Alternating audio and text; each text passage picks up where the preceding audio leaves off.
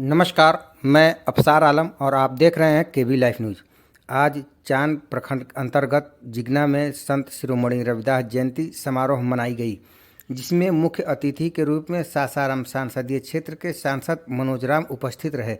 वहीं सांसद मनोज राम ने अपने संबोधन में कहा कि मैं हमेशा गरीब, असहाय, बेबस, लाचार लोगों की मदद के लिए तैयार रहता हूं।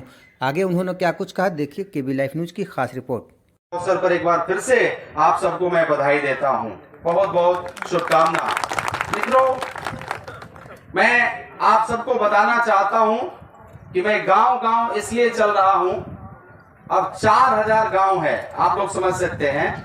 मेरे पार्लियामेंट में 4000 लगभग 3600 4000 गांव है। अगर छोटा छोटा टोला जोड़िएगा तो 4000 से भी ज्यादा जाएगा।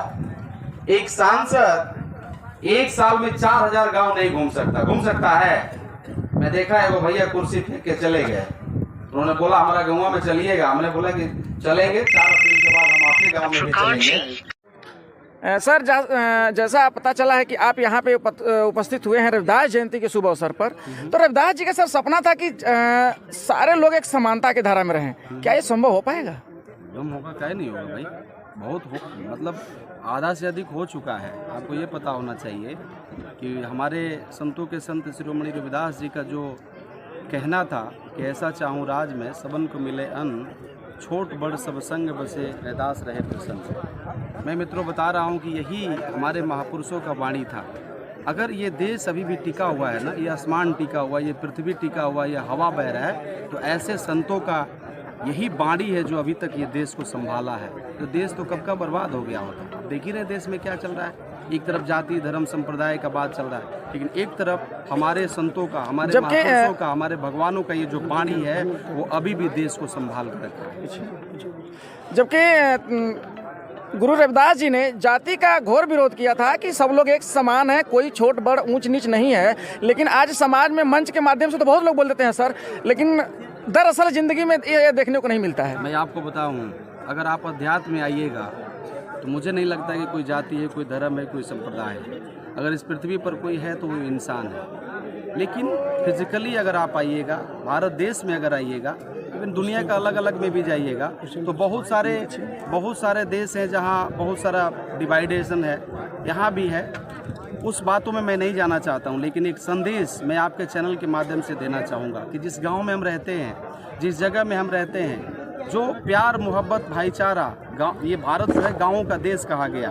प्यार मोहब्बत भाईचारा जो गांव में रहता था उसको हम बरकरार रखें। मेरे मित्रों, कभी कभी हम टिकारा फोड़ देते हैं प्रशासन के ऊपर में, थाना के ऊपर में, पुलिस के ऊपर में, डीएम के ऊपर में, सांसद के ऊपर में, विधायक के ऊपर में।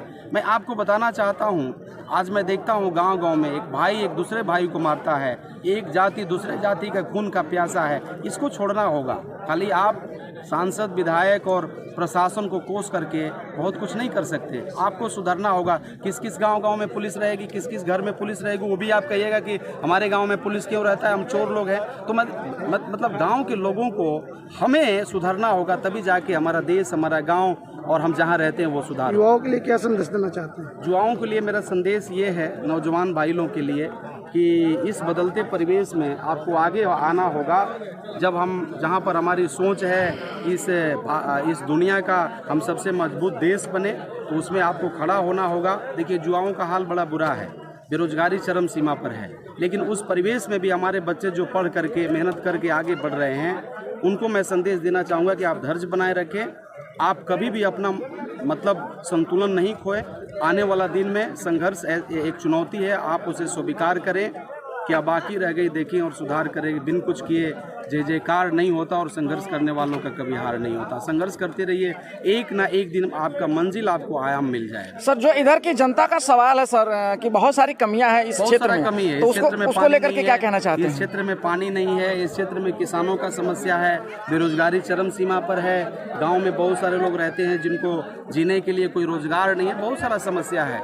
मैंने वादा किया है कि यहाँ के लोगों से, मेरा पहला, जब मैं सदन में था तो आपने देखा होगा, मेरा पहला आवाज़ था स्वास्थ्य को लेकर के। मैंने यहाँ ट्रामा सेंटर मांग किया था कि हमारे लोगों को एक बड़ा हॉस्पिटल मिलना चाहिए, शिक्षा की व्यवस्था अच्छी होना चाहिए, मतलब किसानों को अच्छा अवसर मदद मिलना चाहिए, नौजवानों को अवसर मिलना चाहिए रोजगार को, तभी जाकर के हमारा ये गांव और हम लोग सुधार करेंगे। लास्ट क्वेश्चन है सर, इस क्षेत्र के किसान बहुत दुखी हैं सर एक्सप्रेस हाईवे को लेकर के, इस पे आपकी क्या प्रतिक्रिया होगी? ये तो जैसे किसान भाई बता रहे थे, अध्यक्ष लग रहा है वो बता रहे थे, ये जो काम है ना सरकार का है, ये डबल इंजन का सरकार बिहार में भी है और डबल इंजन का सरकार केंद्र में भी है, तो आप मतलब सरकार को उनकी सुननी चाहिए। ये किसान, आप जब कहते हैं किसान हमारा दिल का मतलब धड़कन है, प्राण है, मतलब हृदय है, तो किसान के लिए जब आप इतना मन की बात करते हैं तो इनका सुन भी तो लीजिए। कभी कभी मन के बातों में